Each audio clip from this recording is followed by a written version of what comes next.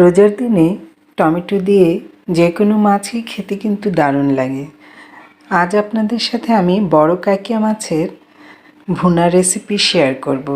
Tomato দিয়ে এই রেসিপিটি তৈরি করেছি, খেতে কিন্তু অসম্ভব মজার হয়েছিল। এই বড় বড় কাঁকিয়া মাছ প্রথমেই আমি ফ্রাই করে ভেজে নিয়ে এই রেসিপিটা তৈরি করেছি। আশা করি আপনাদের কাছে এই ভুনা রেসিপিটি ভালো লাগবে। চলুন ভিউয়ার্স, আর কথা না বলে রেসিপিটি শুরু করা যাক। প্রথমে এই মাছগুলো আমি ভালো করে ধুয়ে পরিষ্কার করে নিয়েছি। আর কাঁকিয়া মাছগুলো বেশ বড় বড় ছিল, তাই ভুনা রেসিপিটা খেতে কিন্তু দারুণ লেগেছিল। আর এভাবে এখানে আমি লম্বালম্বি করে 3-4টি মাঝারি সাইজের টমেটো নিয়ে কেটে রেখেছি।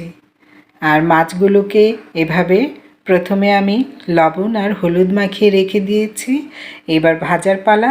তেল গরম করে ফ্রাই প্যানে দিয়ে দিলাম একটু একটি করে। ব্যাস, এভাবে একটু হালকা ব্রাউন কালার করে ভেজে নেব। মাছগুলো ভাজার কারণে এর স্বাদটা কিন্তু দারুণ হয়েছিল। এবার সেই ফ্রাই প্যানে আর একটু তেল দিয়ে আমি পেঁয়াজ কুচি দিয়ে দিলাম। পেঁয়াজ কুচিটা লাল করে এবার আমি সামান্য পানি দিয়ে দিলাম। এরপর দিয়ে দিলাম 1 চামচ লাল মরিচের গুঁড়ো, 1 টেবিল চামচ ধনিয়া গুঁড়ো, আধা চামচ হলুদ গুঁড়ো। মরিচটা আপনারা আপনাদের টেস্ট অনুযায়ী কম বেশি করে দিয়ে নেবেন ঝালটা। এরপর এই মশলাটা ভালোভাবে কষিয়ে 2-1 মিনিট তারপর দিয়ে দিলাম যে টমেটোটা কেটে রেখেছিলাম সেই টমেটোটা। মিডিয়াম ফ্লেমে রেখে ঢেকে দিলাম। 1 মিনিট পর ফিরে এলাম। টমেটোটা অনেকটাই মজে এসেছে, হালকা সেদ্ধ হয়েছে, নরম হয়েছে। এবার আমি দিয়ে দিলাম ভেজে রাখা কাঁকিয়া মাছগুলো।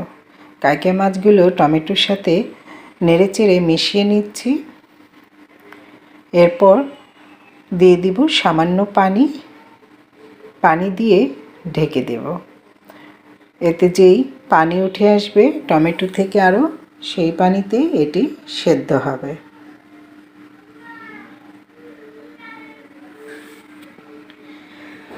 দু মিনিট পর ফিরে এলাম। দেখুন মাছগুলো টমেটোর সাথে কিভাবে মিশে আছে।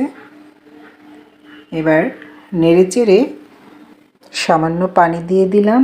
আর বেশি কড়া ভুনা খেতে চাইলে পানিটা আরেকটু শুকিয়ে নেবেন, তাহলে এই তরকারির স্বাদটা দারুণ আসবে। এবার দিয়ে দিচ্ছি কাঁচামরিচ ফালি আর ধনিয়া পাতা কুচি। আবারও নেড়েচেড়ে ভালোভাবে এই ভুনার তরকারির মধ্যে মিশিয়ে নেব। ভিউয়ার্স, ভিডিওটি ভালো লাগলে পেজটি ফলো দিয়ে লাইক কমেন্ট করে দিবেন। আর যারা ইউটিউব চ্যানেল থেকে দেখছেন তারা চ্যানেলটি সাবস্ক্রাইব করে পাশে থাকা বেল আইকনটি প্রেস করে দিবেন। ব্যাস, তৈরি হয়ে গেল কাঁকিয়া মাছের টমেটো দিয়ে ভুনা। এই ভুনাটা দেখুন আপনারা যেই পরিমাণে রাখতে চান ঠিক সেই পরিমাণে ঝোল রেখে নামিয়ে ফেলবেন। আমি কিছুক্ষণ অল্প আঁচে রেখে দিয়েছিলাম। তো ভিউয়ার্স, আজ এই পর্যন্ত। আবার দেখা হবে নতুন রেসিপিতে। ভালো থাকুন। আসসালামু আলাইকুম। আল্লাহ হাফেজ।